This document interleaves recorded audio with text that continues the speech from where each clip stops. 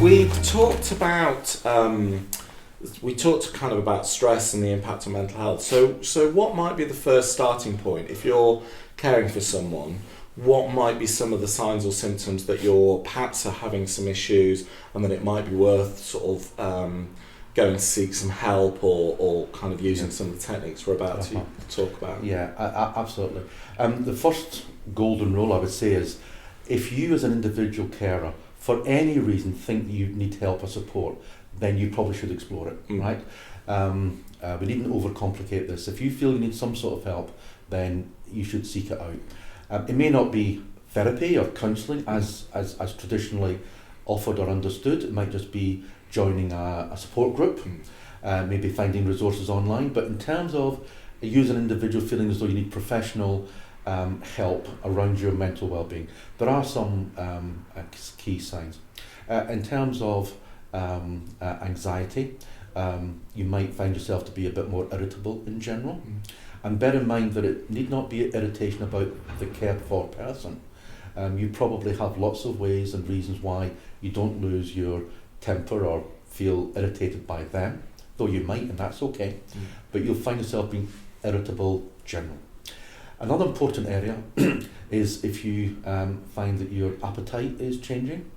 Sometimes people don't monitor the way they eat and or put it down to other things, but it can be a sign of anxiety or depression.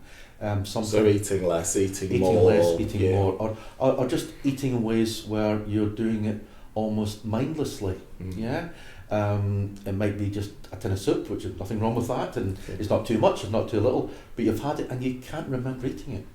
Right? You can't savour like a wonderful meal everything you do, but you're right, it is about missing meals, loss of appetite. It's about eating the wrong sorts of food because it's handy. It's maybe comfort eating, and also eating too much generally. Snacking is also, nothing wrong with snacking, but when you find it done. And these being signs, as you said, these might be aspects of ordinary life. If you're suddenly aware of it, think, that seems absolutely, to be doing, alongside other things. Of course, and there's a danger here. It's understandable, but many people in a caring role rightly believe, well, I deserve a little treat, and you should treat yourself. But got to be really careful not to kind of use that too much, and you find yourself eating all sorts of stuff because you're actually feeling depressed about things. But the other things, of course, is drink, alcohol.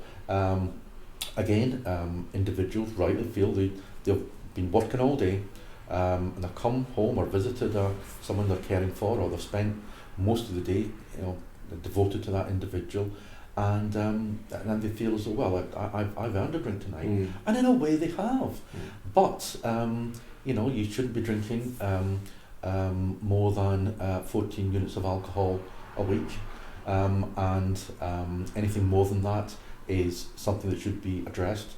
It's certainly something which can lead to more drinking. And there is a complex dynamic here, because very, very often one of the things which someone who is suffering from a chronic ailment and is being cared for by you as the carer, having a drink together is one of the simplest and most enjoyable pleasures. So there's a danger about saying, well, we're sitting having a drink, he can't get out so much as he used to, he's not able to go down the pub with his friends, but at least we can have a glass of wine together. It's utterly understandable you would do that. Your liver doesn't know that, and it may be a sign that you're hiding behind that sense of shared activity, which is great, but it's potentially on a road to a place that you don't want to be. And I think particularly around drinking, and I've seen Smoky Baby come into the same category, where it can be the volume and the quantity, but also that subtle shift of going, actually I need a drink. So rather than going, let's have a drink, it's like, I've had this, I need a drink. And so a drink becomes almost a stress relieving kind of response that can then kind of happen more and more. Absolutely. So words like kind of need and those sort of cravings can be signs that, and the individual has to be honest with themselves. I've seen some interesting conversation where people who are carers are under other pressures or stress or limited time, they're challenged by some other people about their behaviour, such as drinking, and they say, "Oh no, I'm not drinking because I need to. I'm choosing to drink, and you drink." And so they find themselves defending themselves, and they use a language about enjoyment and choice, and not the language of need. Yeah. And that kind of becomes the camouflage they start to believe themselves. So you've got to have an honest conversation with yourself. And actually that's also a good point, that we're talking about things that you may recognise in yourself, but equally it might be other people around you. It might be friends, it might be family members, it might be the person you're caring with. Indeed. Suddenly says, "Look, I've noticed this," and being open to that. No, that's absolutely correct. And many of the alcohol-related self-assessments do very clearly have up front, if your friends or not a family are saying to you, "You've got a drinking issue," then you probably do. I think often though, caring is often an isolated activity, and one of the key features is a loss of contact with the normal networks. So you may not have as many people around you. But you're right. If in that context, if people are saying, are you okay with what you're drinking there? Then you need to listen to them. Another big area is sleep. Obviously, caring is something which is literally 24 hours a day, very often, and so you grab sleep when you can. But if you find yourself routinely unable to get to sleep, or waking up in the middle of the night and not able to get back to sleep, or even waking up very early in the morning, it can be a sign of a underlying stress or depression, which may be one of the early signs that you are moving into a territory where you do need additional support. Yeah, certainly I find insomnia is one of my, it's one of those signs I'm very aware of, that if I'm getting to a level of stress, the first thing will usually be interrupted sleep patterns, inability to get back to sleep, and it's like, oh, okay, your body's telling you something. Absolutely. And we do know that one of the sleep, like many other things, is not just a sign of stress, it causes stress. The individual starts to worry about, oh my goodness, I'm going to be tired tomorrow, I won't be able to go to my part-time job, I'm going to be useless looking after my husband, what does this mean? And one of the things which in therapy we try to help people with is realising that your body will normally catch up on sleep. We do tend to overestimate how much sleep we need, and we do tend to underestimate how much our body can cope when we've not had as much sleep as we think we need. So there's a lot of consequential things about insomnia, as well as it being a telltale sign of stress. And sleeping too long. So if people are suddenly sleeping 9, 10, 11 hours and still feeling tired, feeling that I'm in bed a lot, I'm trying to sleep a lot, and I'm not dealing with that feeling of tiredness. Absolutely. That sense of unrefreshing sleep is less common than insomnia per se, but it is something which can be a sign of the brain just isn't getting out of sleep what it needs. So there is that. Other signs around are like low mood. Obviously, if you feel down, depressed on a regular basis, then that is something to think about. Low motivation for doing activities which previously you were quite keen on doing. Now, things you might have enjoyed in the past, you're not getting that sense of enjoyment. Indeed. And clearly, if you are caring, then your opportunities for certain external activities is curtailed. But even in that context, there are people who just lack the motivation to do things which, as you say, they previously enjoyed. And one of the good things about support groups, I think, is that you can often listen to other people talking about their experiences. You might think, oh, actually I'm doing that, but I hadn't necessarily identified that as this is part of a stress response, or this is a sign of anxiety, depression. Indeed. But if people are describing things, you're like, oh yeah, that's a pattern. Absolutely. And other areas which are worth looking out for in terms of anxiety becoming too much is a sense of dread, just a sense of something bad's going to happen. I can't put my finger on it, but I just feel there's something really bad's going to happen. That is something which clearly is a warning sign to be taken seriously. And also in terms of anxiety, the sense of rumination about worries all the time, thinking about what if that happened, what if I'm not here, what if, just chasing those worries, that rumination is a side of anxiety, but it perpetuates the anxiety as well.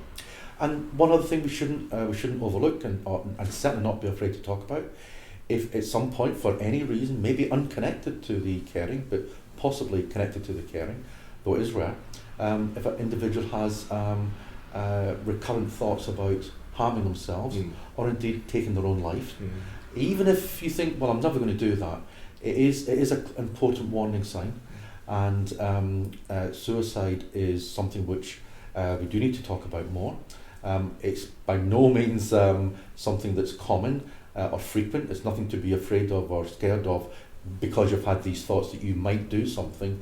But if you're recurrently having those thoughts about, I don't want to be here, I can't go on, it'd be easier for everyone if I wasn't here. If you have those thoughts, then you do definitely need to seek out professional care.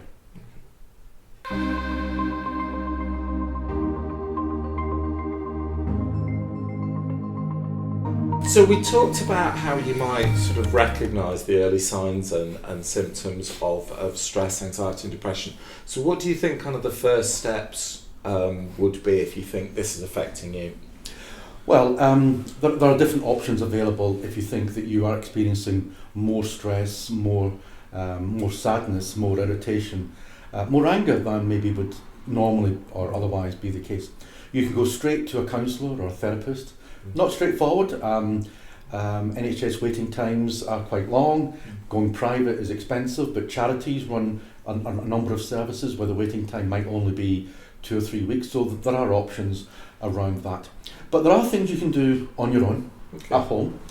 These are things which are simple techniques used by therapists and counsellors, recommended by the NHS in the UK and recommended by various healthcare systems and insurance companies in the US.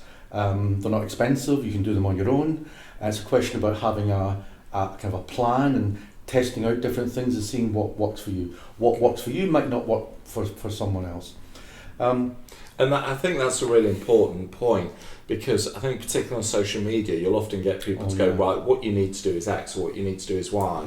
And I think people often mean well, because based on their experience they tried, let's for instance, they might have tried an exercise and diet change, it really helped them, so they'll say, well, this is what you need to do, without recognising that actually different strategies and different techniques may work for one person, may not work for others. Absolutely.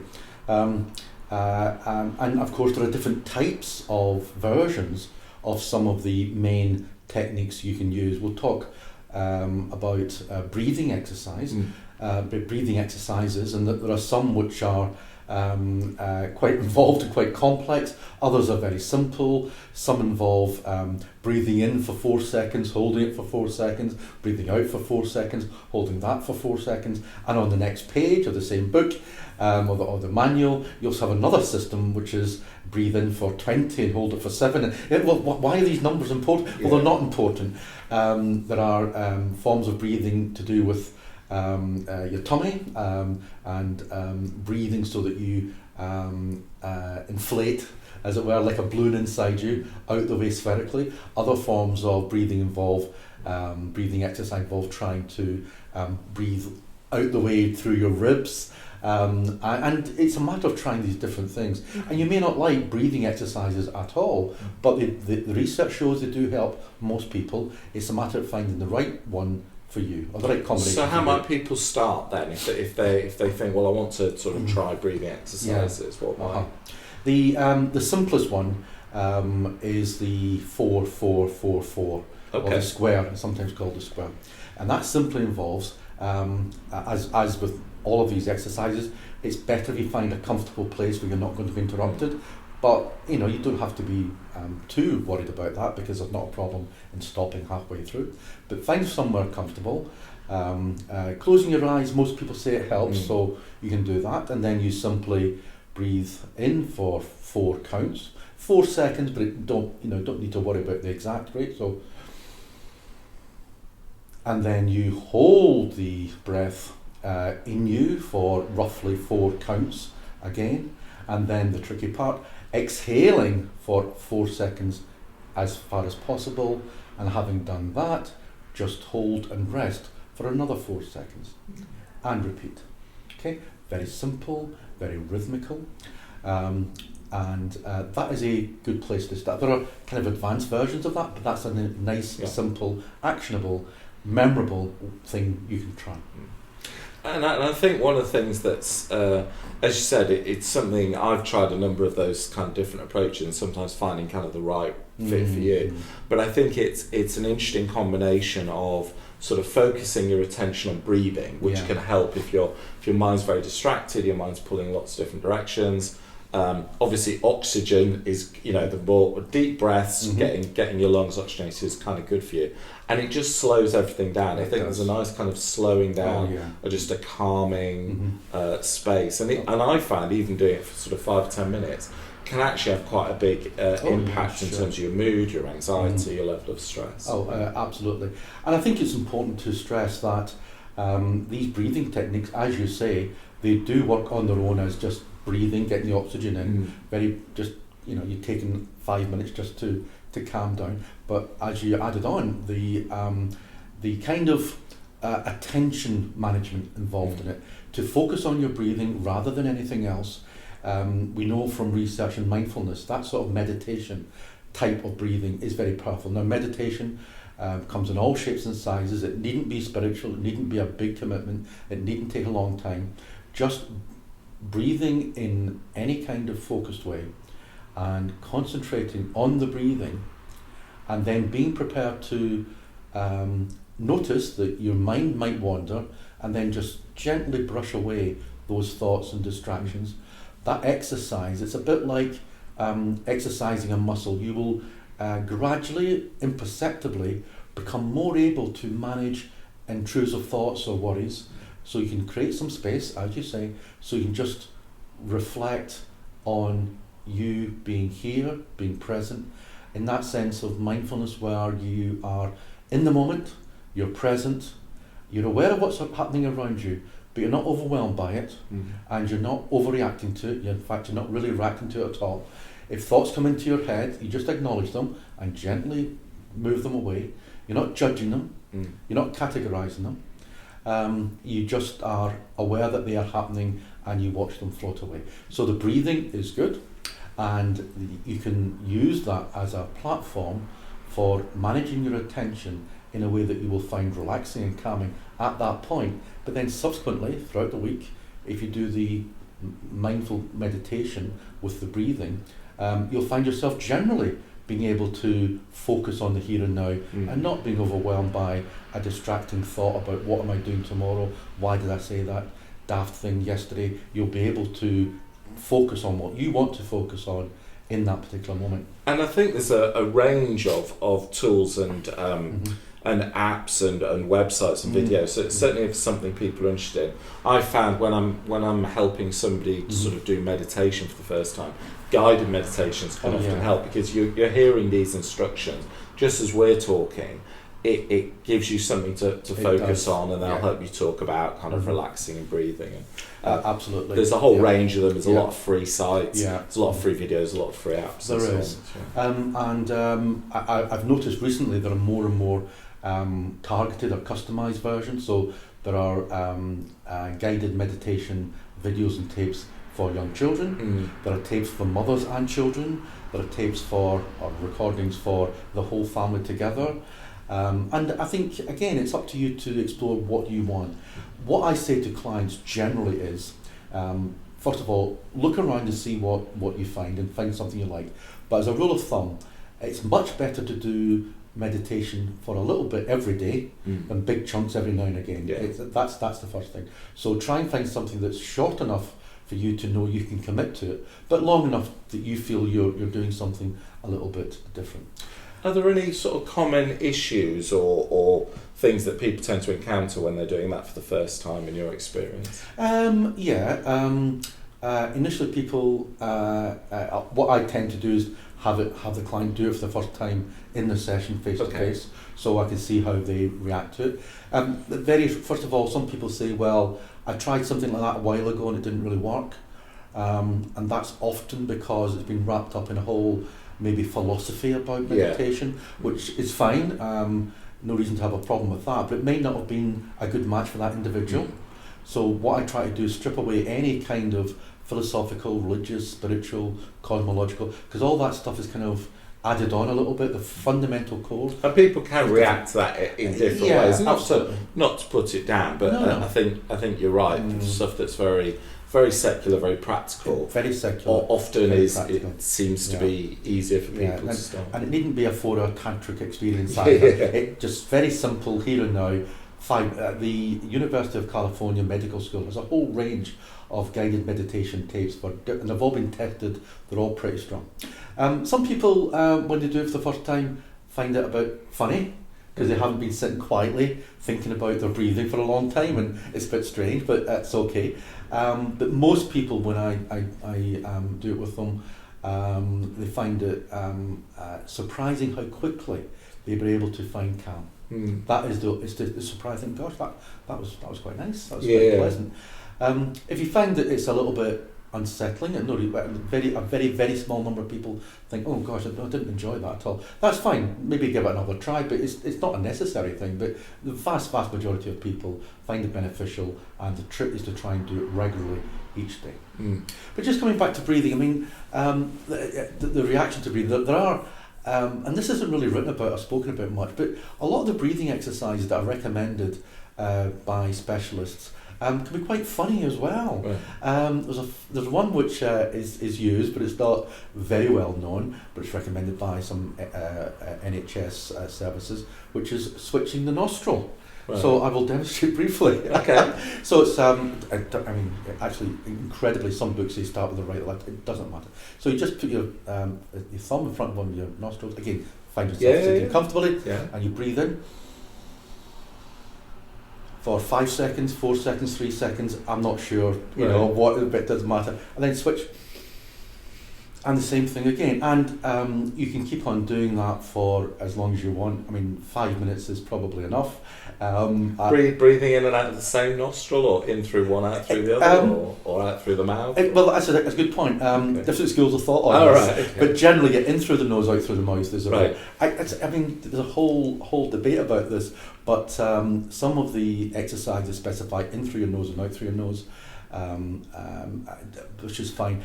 Generally speaking, I think when you're starting out on this, whether any sort of breathing exercise, in through the nose and out through the mouth is the simplest thing to do, and it's more natural, and I think people will be able to deal with that quite easily.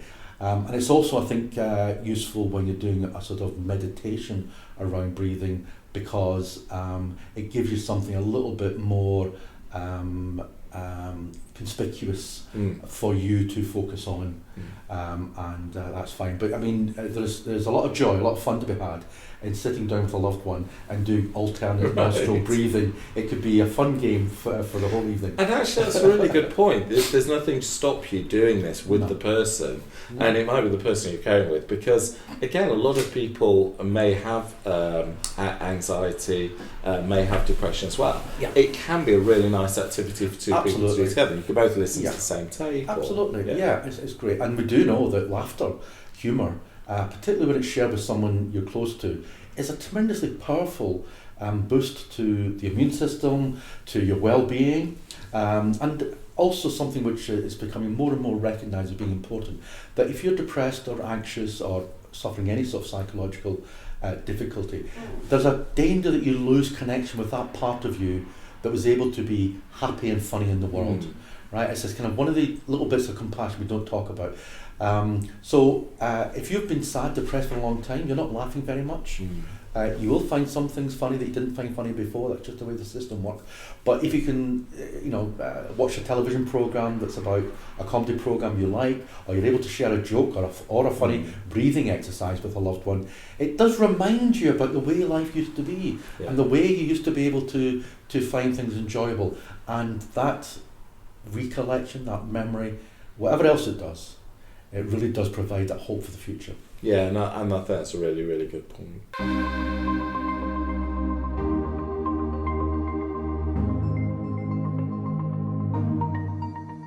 I hope you found this course helpful. At FCC, we're committed to providing courses and training for unpaid carers, and these courses are completely free. If you found this helpful, you could support our work in 3 ways. Please recommend it to any friends or people that you know that will benefit from the courses. Please consider sharing it on social media. And if you can, please consider donating. There are buttons on the website where you can donate £1, £2, £5, and every pound that you donate will make a huge difference by helping us make more and more care courses completely free to carers. Thank you very much.